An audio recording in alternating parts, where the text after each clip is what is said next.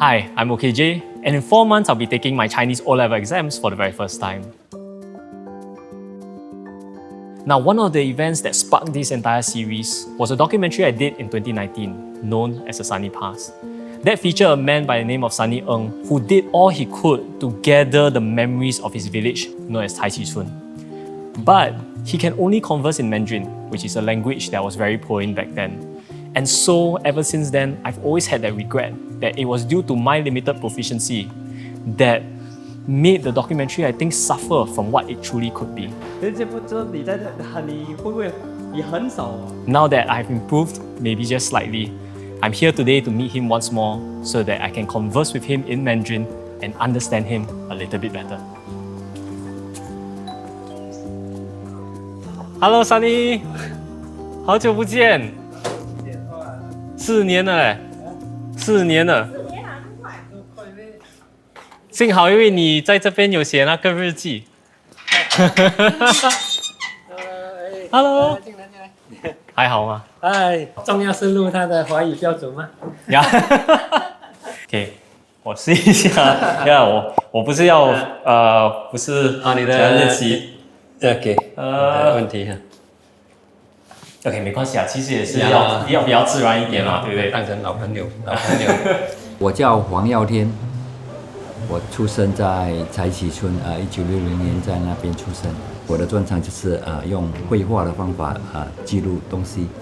你4年前我们第一次见面，你让我帮你拍一个纪录片，因为在义顺有那个展览嘛，那也是可能我第一次那么深刻的去，就是感受到这种一种后悔啊，因为这是第一次我有一个机会了解一个人的故事，可是因为我自己的华文水平不高，我用英文来问你问题，你用华语还是有办法沟通，还是有办法沟通，一点点的，对，遗憾在那边不能完全的。对，因为如果就是我无法完全了解你的故事，那我无法去用纪录片来形容它的魅力在哪，还是它的那些。了解。可是因为我从去年开始也是慢慢学习华语，是的，我们看到你的进步。那我也是很期待今天能再一次采访你。当我在跟母亲居住的那一段时间，我们发现到她开始有自闭症，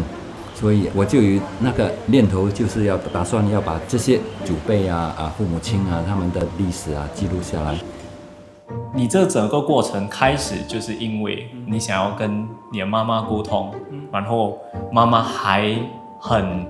就是记忆力对乡村的时代还非常好。自从我们这前4年还没见面的时候，她自己有没有也是了解全部这些内容呢？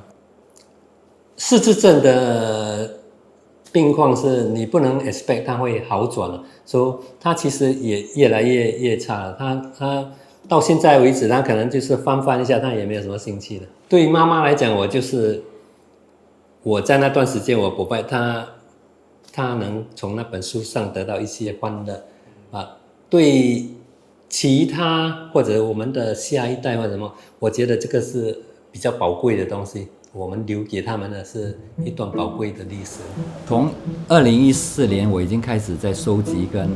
整理我的资料，这个引起每个人的广大回响每个人就把自己的住家直接点出来，把大部分的100多家的屋子都已经画进去。其实你在帮柴崎村累积了全部这些资料，也是一种剔除掉村里的这个失智症。因为其实如果你没有做这个活动，没有这个动力去找这些资料，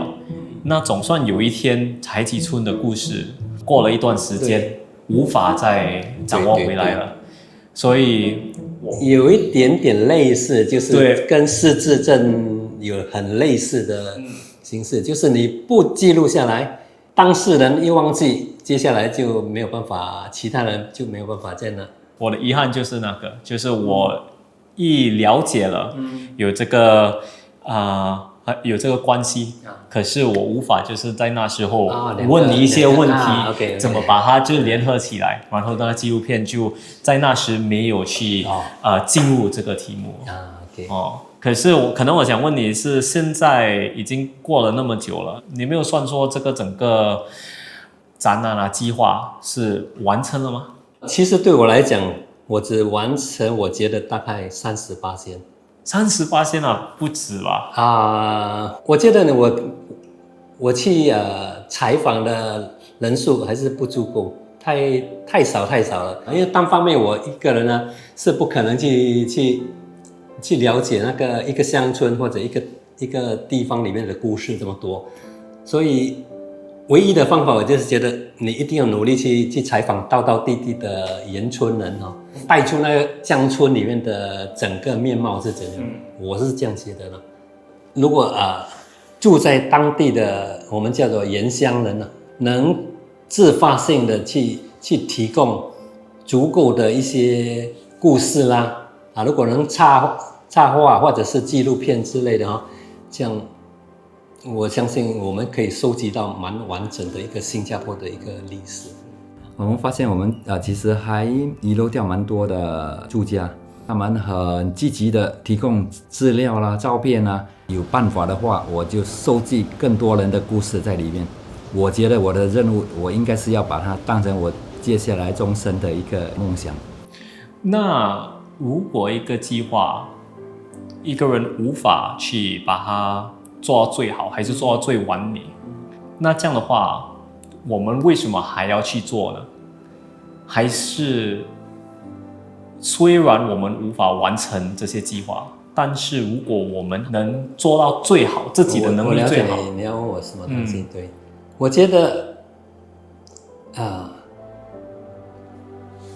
从一个我们是最小的一个单位了，那如果每个人都不去动就根本无法形成一个力量，所以我就先采取主动在这方面了。然后我希望能带动影响到其他的朋友啦，什么也有办法主动一点提供他们的资料出来。我们一向来都觉得应该做的东西就是为一个逝去的乡村留下一些痕迹在那个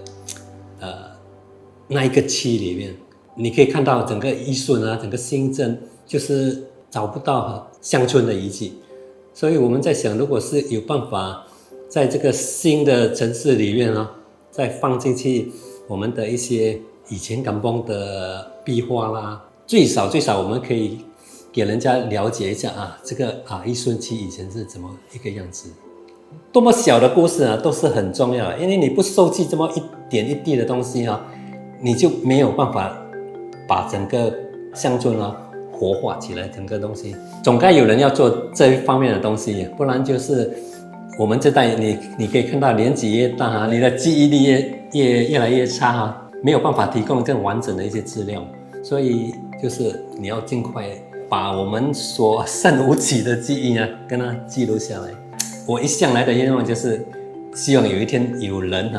可能不是我啦，就是有其他人可以借助我们提供的足够资料，然后去完成那个 3D 的效果出来。什么意思？3D？ 3D 就是要用 3D 当然 3D 表现出来那个真的是可以给你感受到那整个乡村的面貌，就是最完善的呈现一个乡村。我是觉得